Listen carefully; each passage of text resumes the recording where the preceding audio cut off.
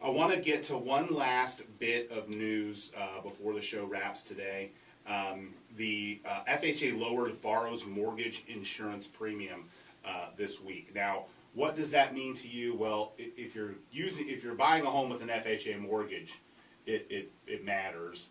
If you're selling a home in a price range of FHA, it matters. And if you're just in general paying attention to the real estate market, it matters because it impacts affordabilities. Because whenever I talk about these news items that might only affect $200,000, $300,000 home sales, and maybe you have $1 million home, you think, oh, well, why does it matter to me about what's happening to the sales in the 200,000 price range? But it really is a domino effect, because those sales that happen at 200,000 eventually lead to you getting a buyer at a higher price point.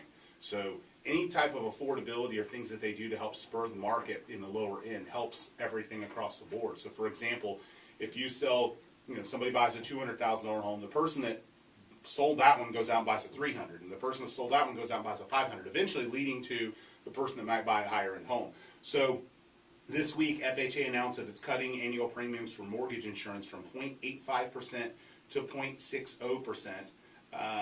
Definitely helps FHA loans stay competitive. It lowers the monthly cost for FHA mortgages.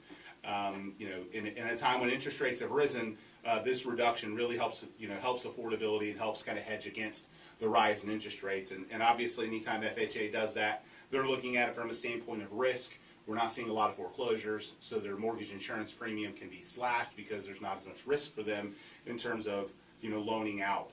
But ultimately, it does have an impact on affordability, especially at a time when interest rates are starting to trickle up. FHA also made moves, and we'll talk with Atlantic Bay Mortgage about this next week.